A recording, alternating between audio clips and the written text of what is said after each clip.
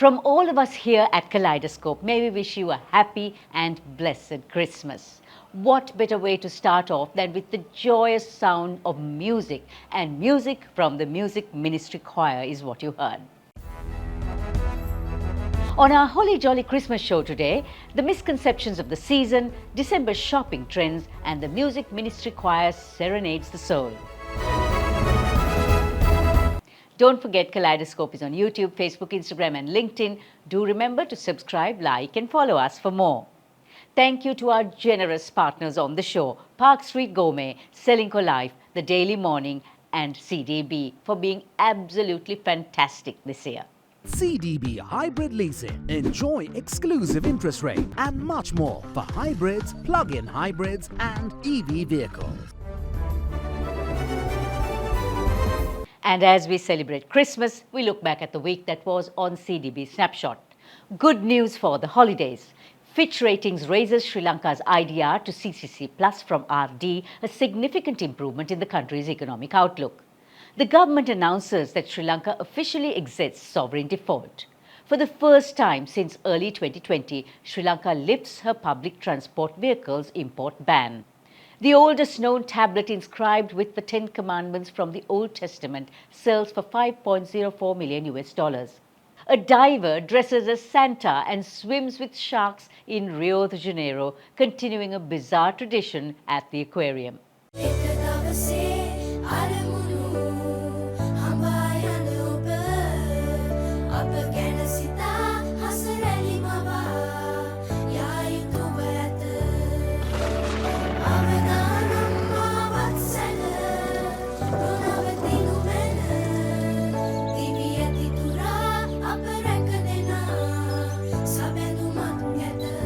You focus on your goals. We will take care of the risks. Srilanka Life. And so welcome to Srilanka Life News Capsule this Christmas. Sri Lanka's consumer spending is set to reach $42.83 billion in 2024. We've seen an uptick in spending over the last few years after COVID came and went and an economic crisis ravaging the island. With the world's most popular shopping season in full swing right now, what do retailers think about business, sales and consumer behavior? To find out, I spoke with Charita Subasinghe, the president of the Sri Lanka Retailers Association. What are retailer sentiments this festive season? So what happened, Savithri, over the last 24 months, if you look at it, the disposable income became an issue. Simply with the hyperinflation situation, the people had, and it got reflected in their behavior as well. I can tell you with data from, especially on the food business, that it contracted as much as 30%. So that was a starting point. But if you look at the 2025 numbers, if you look at it, there is a bit of a deflation. We see that from March to November, there's about a 6% deflation, quite a significant increase in both the business confidence as well as the consumer confidence, and it is almost the highest in the last 42 months. So we are running with a good platform to do a decent season is how I would look at it. So are you seeing price reductions or are you seeing things becoming more expensive? So with the peak in the inflation peaked towards last year, September, but since then it plateaued, and when you look at from about March to November, there's a price reduction of about 6 to 7% overall in the food aspect, as well as the rupee appreciating also meant that when products are priced at a much higher, depreciating to about 360, and it is now appreciating to about 290, there is a price reduction that has been passed on to the consumer as well. So what retail trends are you seeing this festive season? Anything unusual this year? Yeah, the real shopping starts towards the second half of the month. You see more people walking in, shopping, but in terms of what they purchase are relatively small ticket items rather than the big ticket items. So they still have the problem about affordability comes into play. So that can get reflected in the credit card penetration as well. If you look at the food penetration, previous to now, the credit card penetration has risen to about 50% from about 30 or little less than 30% about 48 months ago type of situation. So you see credit rolling happening and that could be seen in the other retail business as well, where people look for an offer on a particular credit card and go and do their purchase. What retail trends are you seeing going forward into 2025? 2025 looks quite optimistic simply because one thing is the interest rates coming down, and it will be in the single digit level for the 2025 as well. The inflation, even the country, even the projection is not more than a 3 to 4% inflation. Even this year there will be the growth as the World Bank has shown, and next year too there's growth. So growth means additional disposable income because the economy has to start moving for a person, Sri Lankan, to have a higher disposable income that can be used to purchase what they want.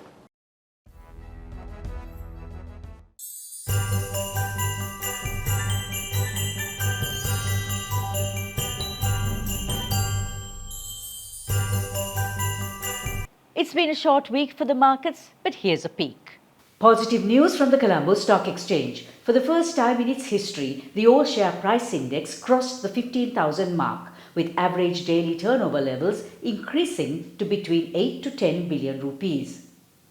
Oil prices were firm this week at $73.50 US dollar levels, even as a supply surplus is forecast for next year. Gold dropped slightly to $2,630 US dollar levels on thin trading on account of markets slowing down for the holiday season. And for the first time, Sri Lanka's old parliament took on the festive spirit, mapped with Christmas cheer that fascinated passers-by.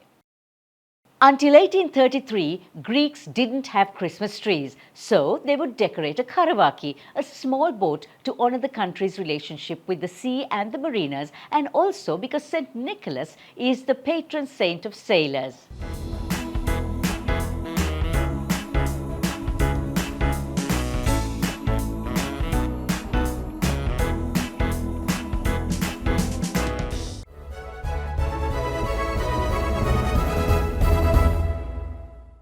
Tis the season for celebration, for giving, for kindness and for joy.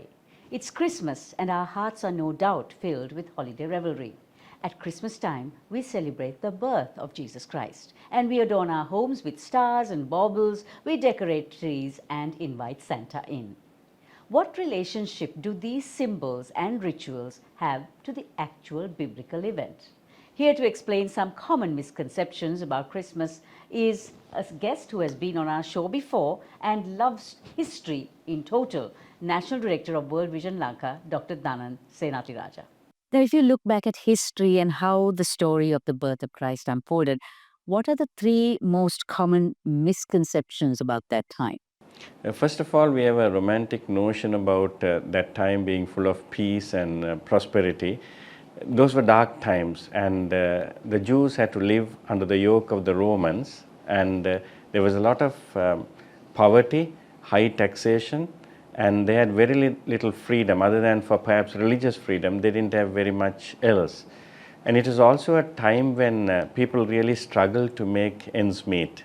So the star is held up as a symbol of Christmas, but what is the role the star actually played in leading the wise men to the stable? First of all, the wise men didn't come to the manger or the stable where the Lord was kept in a manger.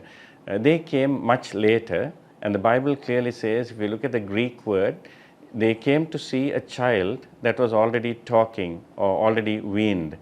In addition to that, they came to the house. In the book of Matthew chapter 2, we see that they came to the house where the family was staying, no longer at the stables where he was born. So the star, I believe, was an angel or a supernatural star which led them to Jerusalem, and then it led them to Bethlehem, and it stopped there. So obviously it's not a comet, because a comet will not stop. It travels at a very high speed. And in addition to that, it could not have been some kind of alignment of planets coming together, because that also will keep moving. Where this star led them to Bethlehem, and it stopped there. So the three kings, were they kings or were they wise men? They were wise men. The term magi basically means wise men. Most likely they were astronomers, not astrologers. They studied the stars, And most likely they came from Babylon, and they might have had Jewish roots because they looked at prophecies both from the book of Numbers and Micah. Both of them speak about the star of Bethlehem, or the star from God. So most likely these were people who studied the stars, and they linked it up with the prophecy that was there in the Old Testament. Did everything happen in December? Most unlikely. The fact that the shepherds were out in the field denotes that it is either spring or autumn. So most likely it would have been the end of September, because if you look at that time period, during that time the Jews also celebrated the Feast of the Tabernacles. And here again, John in chapter 1 talks to us about the Word becoming flesh and tabernacled amongst his people. So most likely his birth would have taken place in late September. But the December date came on many years later in 335 AD under Constantine the emperor. When they were looking for a date to celebrate the birth of the Lord, they fixed it on that date because it had some connection to a pagan sun worship festival. The entire world celebrates Christmas. It's probably the most celebrated festival or religious holiday anywhere in the world. Why is that? Why does it bring everyone together? Firstly, the attraction of Christ himself and his message. Here is God incarnate, but being born in humble circumstances, willing to identify himself with the poor and to be one of us. And also the kind of life that he lived, a perfect life without sin, and then he gave his life for the sin of this world. In addition to that, Christmas falling on December 25th is also helpful because it's at the end of the year. It gives a chance for people, after having worked so hard, to take some time off and to celebrate. And also because of the spread of the Western culture, Christmas has become part of every nation's year-end celebrations. The Christmas tree, why is it so symbolic of Christmas? Decorating an evergreen tree has been there throughout history. We can go back in time. You see, the Babylonians did that, the Egyptians did that, then the Nordic people did it, and the Vikings, for example, they decorated the tree because it was an evergreen tree, it symbolized eternal life. It also symbolized that there is life after a terrible winter period, that life can go on. So the practice started in the 16th century Germany, was when the Christians first actually started decorating a tree. And it was brought into United Kingdom by Prince Albert, the husband of Queen Victoria, in 1848, and then the practice spread on from there to all the colonies and then virtually to the whole world.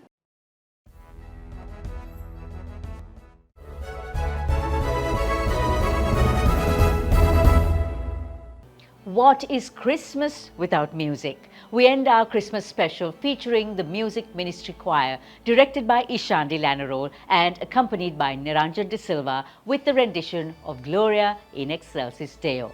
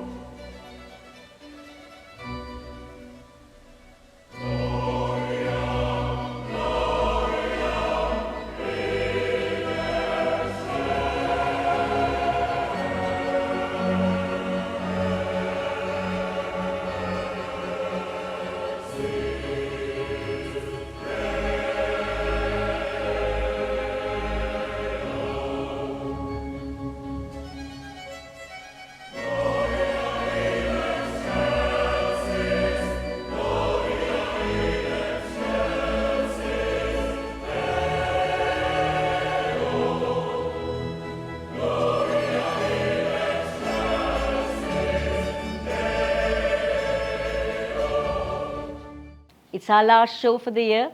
Thank you for watching and being with us right throughout the year. We wish you a blessed Christmas and we'll be back in the new year.